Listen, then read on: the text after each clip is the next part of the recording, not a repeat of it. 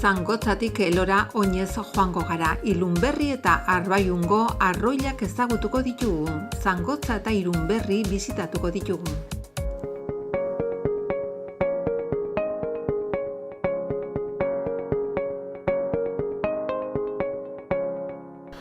Egunon, hemen aurkitzen gara Zangotzan. Gaur itzulia izin de Zangotzatik eta Monrealera. Hemen gabiltze Santiago bidea egiten, eta herrixka batzuk pastiko ditugu.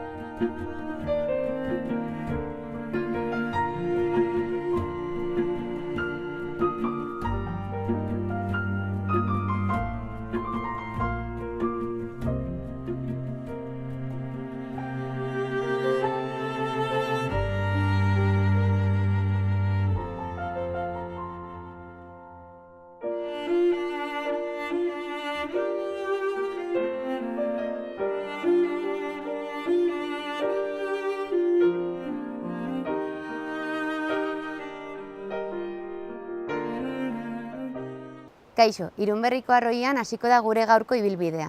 Nafarroako 2 arroilik ezagunenak bisitatzeko asmoa dugu. Hemen ikusten duzuen honetaz gain, Arbaiungo arroiera ere hurbilduko garelako. Arkaitzor maltuko erliebe hauek ibaiaren igaduraren ondorio sortu dira, eta azaltzen dituzten ezaugarri baliotsuak babesteko erreserba naturalak izendatu dira. Arroketan kabia egiten duten hegazti harraparien gotorleku bikainak dira, eta gainera Nafarroan ezohikoak diren basoak ere gordetzen dituzte. Guzti honengatik Natura 2000 sarearen parte dira, Leireko mendilerroa deitzen den kontserbazio berezirako eremu eta hegazti babesgune berezi gisa.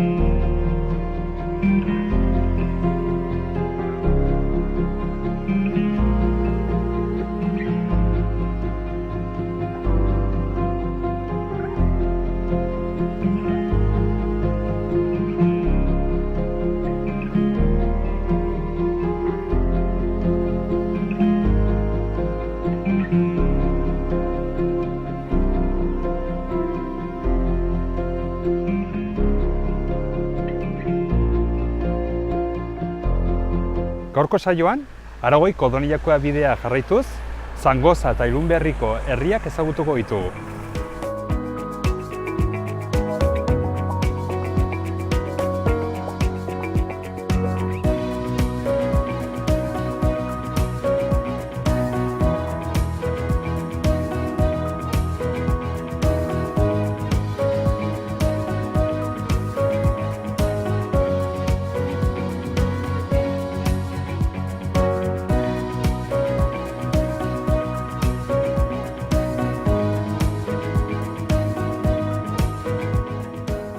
Zangozako sarreran, Andre Maria Erreginaren eliza aurkitzen dugu, 12. mendeko eliz eder bat, eta eliz honen ataria, atari ikusgarria da. Hemen aurkitzen dugu, atari hontan, olako komiki edo historia bat kontatzen duen ataria. Alde batetik, bai daukagu jainkoa, errege bezala, eta albo batean, azken epaiketan, salbatuko direnak eta ezkerraldean berriz infernura joango direnak.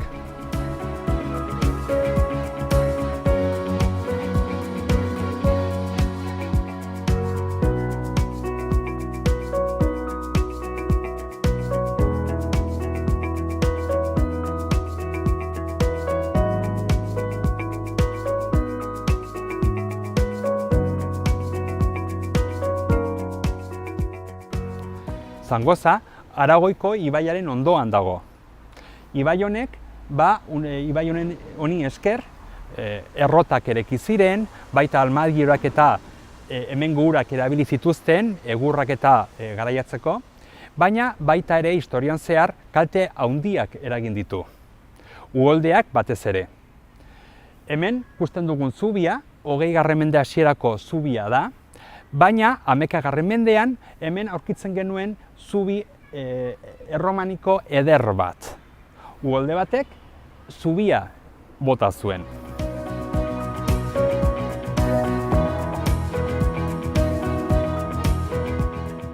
Hamabigarren mendean, Nafarroko erregeak, Nafarroko ekonomia bultzatzeko, hiriak sortu zituzten. Bere, Zangoza herri txiki bat zen eta hiriaren tituloa eman zion. Hiriaren tituloarekin batera, Doneillakoe bidea bultzatu zuten.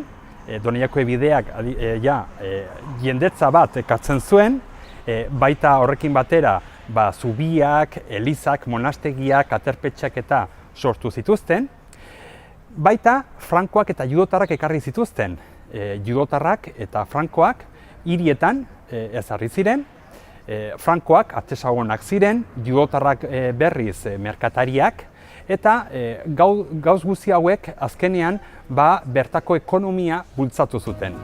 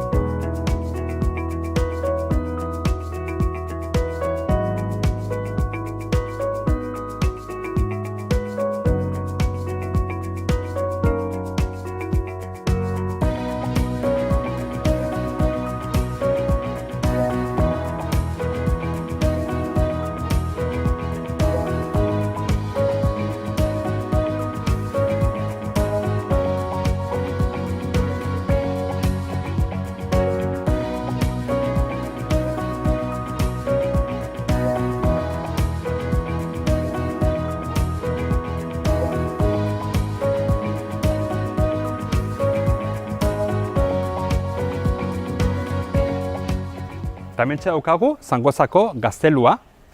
Gaztelu hau ez zen Nafarroko erregeen gotorlekua soilik, baizik eta baita jauregi handi eta eder bat.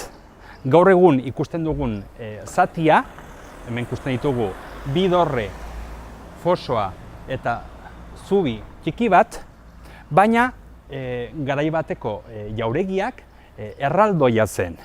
Gaur egun udaletxea dagon tokiraino iristen zen.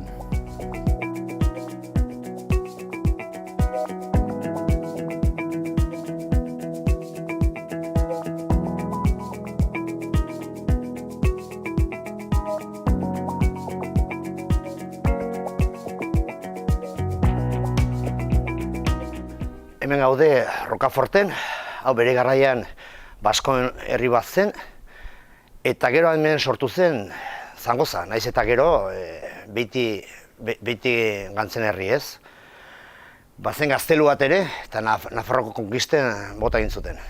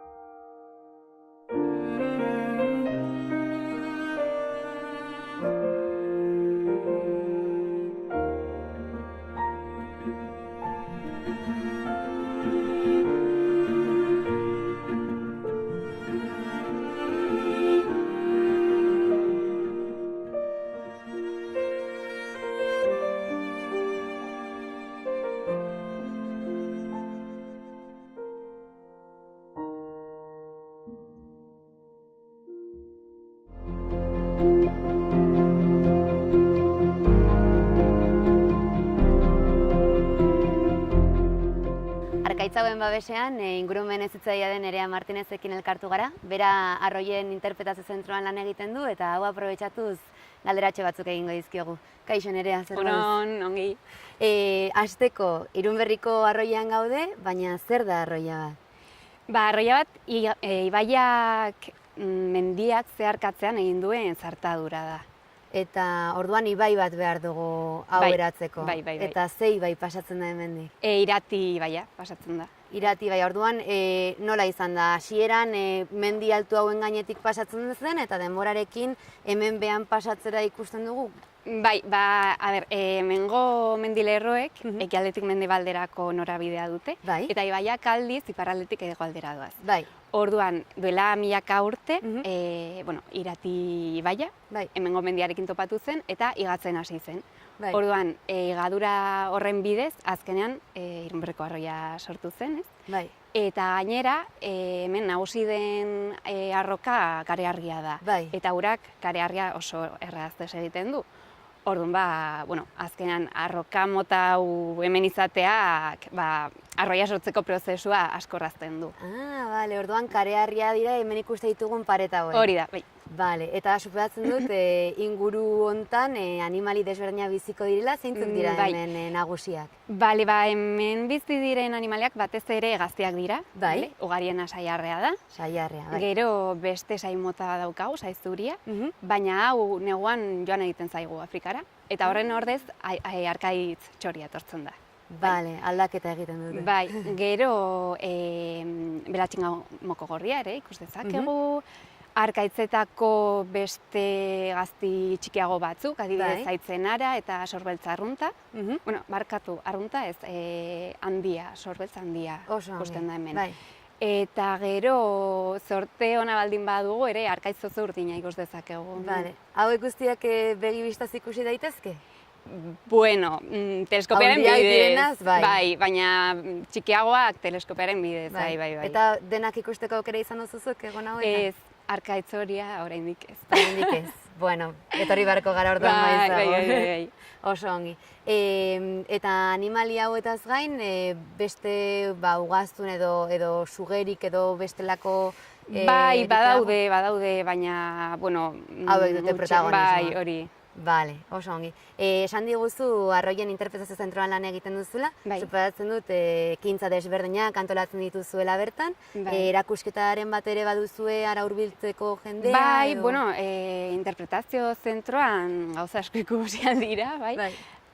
Zentroko harreran erakusketa etnografikoa daukagu, eta Aurre Piriniko maketa bat ere bai. Bai. Gero noizbenka erakusketa bereziren bat ere izaten ditugu, beste solairu batean arroiaren beste maketa handiago bat daukagu, gero bestean bi bide ikusteko aukera dago, bat saiarrearen bizizikloari buruzkoa eta bestea arroiaren geologiari buruzkoa.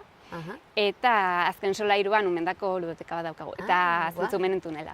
Oso, ordan goiz osoa pasatu daiteke bertan. Bai. Aukera desberdinak emate dituzue. Eta kanpoaldetik edo ona hurbiltzen zarete ere ekintzaren bat egitera ematen aldituzue bisita gidatuak? Bai, bueno, kurtsoan zehar arroiarako eta interpretazio zentrorako bisita gidatuak eskaintzen ditugu. Bai. Eta bueno, hauek batez ere ikaslei zuzenduta daude normalean, etortzen direnak dira lehen hezkuntzakoak, institutukoak edo lanbide heziketakoak. Ikasletaz gain beste donorere hurbildu liteke asteburutan irekia egoten da? Bai, zentroa asteburuetan irekita dago, eta noizbehinka ere ekintzaren bat ere desberdin bat, desberdinaren bat kentzen ditugu, bai. Bale, eta izen eman berrealda horietara puntatzeko edo ona etortzarekin? Bai, bueno, eskoletatik beharrezkoa da izen ematea. Koordinazio dute ikastolatik, bai. Eta sortzen ditugun beste ekintzetan ere bai, normalean bai. Orduan, urte osoan zehar egin daitezke ekintza hauek, edo agian udan areagotzen dira eta neguan bertan bera uzten dira eguraldia dela eta nola funtzionatzen da? Ekintzaren arabera hori, eta hori guztia jakiteko gure webgunea daukagu, fodesnavarra.es, eta hor bertan behar den informazio guztia hartzen da. Bai. Bale. egiten dituzuen ekintza hauetan ze ezaugarri nabarmentzen dira edo arroiei buruz hitz egiten duzue, baina ze izango litzateke zuen ekintza horren protagonista? Bueno, lehendabizi etortzen den mailaren arabera bisitaren edukia pixka bat moldatzen dugu, ez? Bai. Baina orokorrean lantzen ditugun gaiak dira landaretza, geologia, hegaztiak eta eskualdean aurki daitezkeen ekosistemak. Bale, Bai. oso ongi. Eta ekintza hauetaz gain, beste ona hurbiltzeko, batzut aukera desberdinak egongo direla, zure kasa etor zaitezke? Bai, bueno, gainera hemendik Iratiko bide berdea pasatzen da, eta hau bai oinez bai txirrindulaz egin daiteke, eta bueno, edonor etor daiteke hau. Eta zer da pasabide berde hau? Bueno, pasaden mendean hemendik Iratiko trena pasatzen zen. Orduan, tren honek egiten zuen ibilbidea gaur egun gu pasatzeko edo esan da moduan txirrindulaz ibiltzeko aprobetxatzen da. Bale. Eta hau nondik nora joaten da gutxi gora bera? Bueno, arroiaren barnetik doan ibilbidearen joan etorriak 2,6 kilometro dauzka, baina ledearaino joan daiteke, eta ibilbide horrek 6 kilometro dauzka. Eta beti ere orduan Irati baietik hurbil pasatzen da? Bai, horregatik ditzen da Irati bide berdea. Oso ongi, oso interesgarri hau. Mila esker zure denboragatik, oso interesgarria kontatu diguzun guztia. Eskerrik asko. Zuei.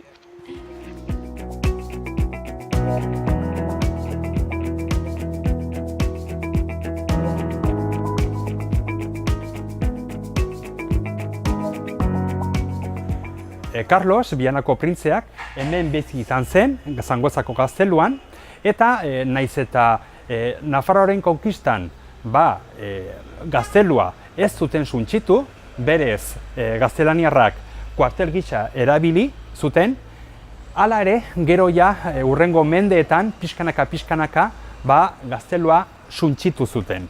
Gaur egun, hemen daukagun zatian, gaur egun oraindik ere, zutik dagoen alde hontan, herriko liburutegia dago.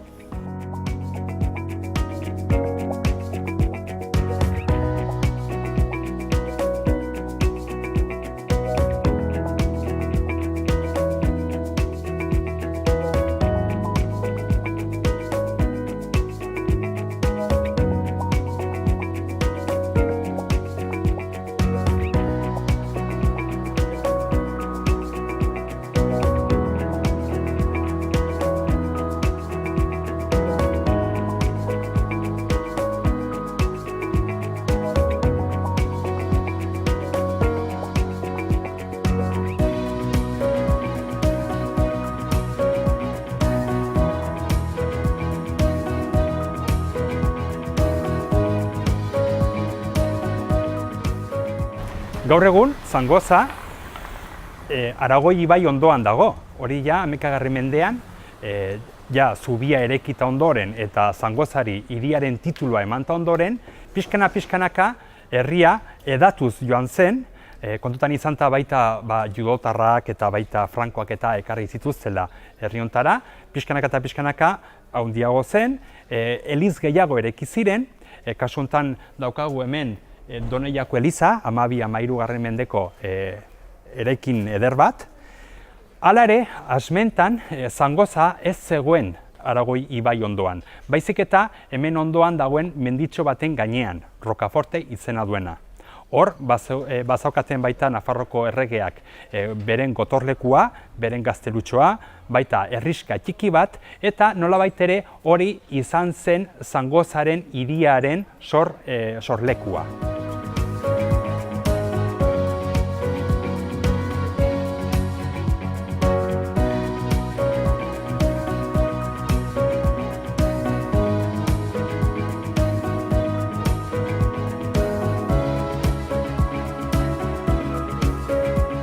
Gaur egon ez dugu hainbeste sinisten, aitzinean bezala, baina nik uste imaginatzen ditut garai batean, guziak badazpada eskuin aldetik sartzen, ez da, hiriaren azpitik eta ez monstruoaren azpitik, azkenean gogoeta eragite hori saiesteko edo, bai. Eta, bueno, hemen barruan gaude, eta atea noski zoragarria da, baina hemen barrukaldea hau ere ikaragarri ederra da. Bai, gustatzen zaizu? Bai, noski. Jendeak beti galdetzen du, eta barruko aldeak, hori, merezi aldu, eta ni, egia da, taurreak eramaten dula fama eta ospe guztia, baina niretzako barnalde honek ezakit bere xarma badu, ez? Hemen ikusten aldugu nola hasi ziren erromaniko puro batean, osoil batean eraikitzen, ez? Bereziki buru aldea, baukaku xakako ajedrezatuak, puntu erdiko arkuak, bueno, romanikoan estilo guztiak bete-betean. Baina gero, Elizak etzien ez dara egiten urte batetik bestera, ez da 10 urtetik 10 urtera, orduan, Eliza honek 200 bat urte bai.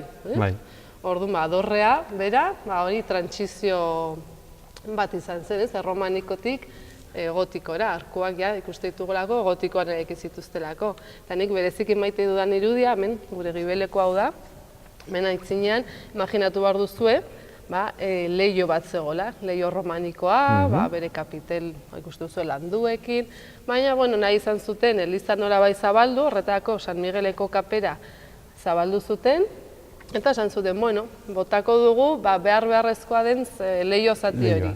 Eta niretzako nahiko erabaki modernoa dobentzat, ez? Ona izan zen, eta eraiki zuten arkua gotikoan, zorrotza, arku zorrotza, eta nik beti hori aipatzeo detakit gero jende, baina jende gustatzen zaio, igual bere kabuz ez dira hartzen alako detaietan. Bai, hortako beti ere beharrezkoak dira gidariak, noski. Bai, horretako gu beharrezkoa gara, noski baiet. Berez interesgarria da, gainera nola dagoen, zuk erran duzun bezala, bi arkuak eta gaina... Bai, bata bestean gainean jarrita. Hoxe lotutak nola dauden, arras soluzio ona, ederra. Hori da. Eta lehen, atzen duzait aipatzea, baina ateko eskultura guzti horiek eta gaur egun harria biluxik dago edo ez dauka kolorerik, baina garai batean noski hemengo eskulturak, hemengo bai kanpoko atea baita barrukaldean eta dena koloreztatuta zegoen, ez da, dena kolore biziekin. Hori da, romanikoan etzen zentimetro bakarra ere margotu gabe uzten. Orduan guzti hau bai barnealdea bai kanpoko aldea imaginatu behar dugu kolorez, gainera kolore biziki argiak erabiltzen zituzten, azkenean saturazio kromatiko fuerte hori balio simboliko bat zuelako, orduan dena zen komiki moduko bat edo liburu moduko bat, izan ere liburuak monasterioetan bakarrik gordetzen ziren, praileendako, orduan azkenean ataurreak ziren erakutsi eta irakatsi behar zuten irudiak, eta horretako okerreak, gorriak, urdinak, berdeak, ezakit. Hainbat kolore abiko zituzten, gaizkia eta inpernoa gorriz, edo ongia eta horiz eta xoabeagak, orduan oso balore simbolikoa zuten.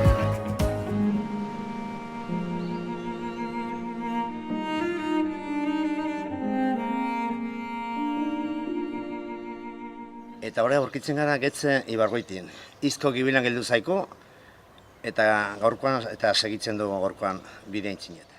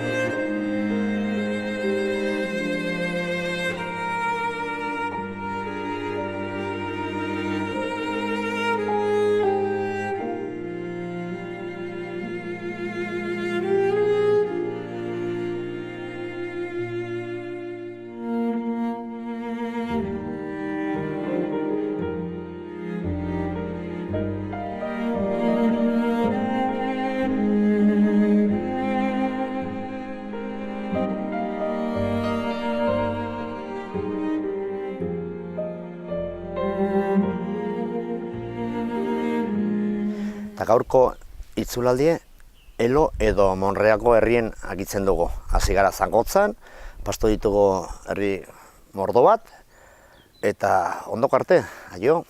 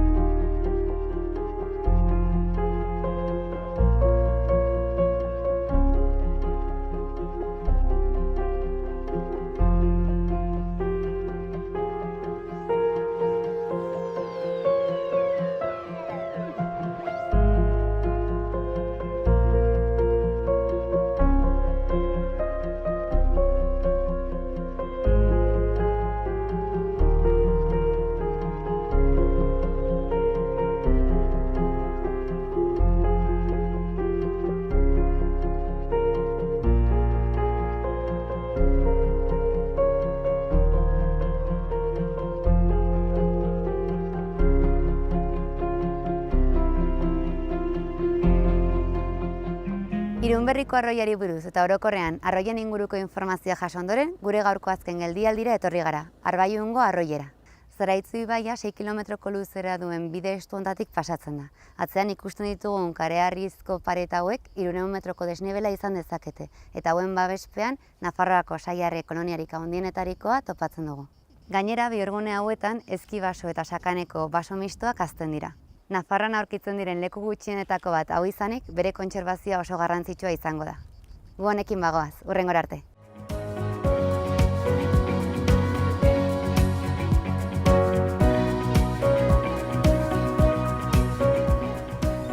Erdi Aroko erekinak alde batera utzita, Zangozan baita aurkitzen ditugu 17-18 mendeko eraikin ederrak, jauregi ederrak. Kasu honetan, hemen dugu bai Santoroko jauregia, 17 mendeko jauregi eder bat, arras interesgarria, teilatupean baditu hola egurrez egindako eskulturak, atlanteak, zaldiak eta baita atarian aurkitzen ditugu holako kolumna salomonikoak eta armarri eder bat.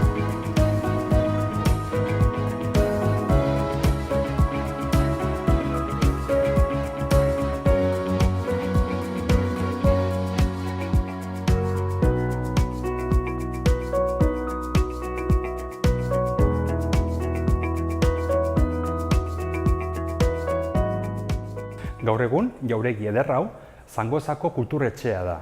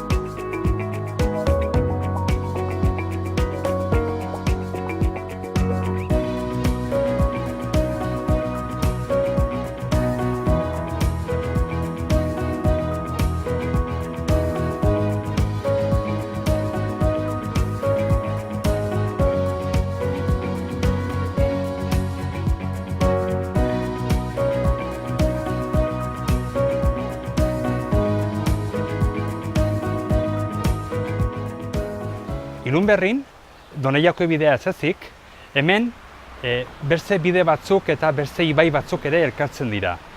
Alde batetik, Doneiako bidea, eta baita Pirinioetatik etortzen diren ibaiak eta bideak. Salazar ibaia, Irati ibaia, eta baita ibar hauetatik etortzen diren errepideak.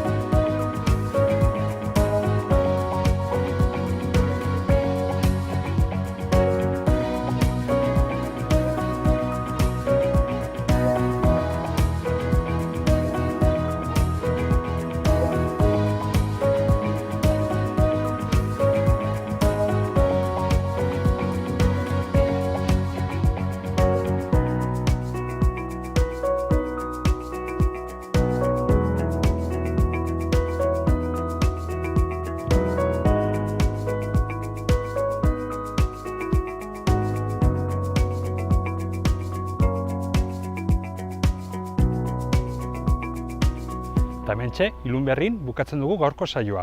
Bertze bat arte.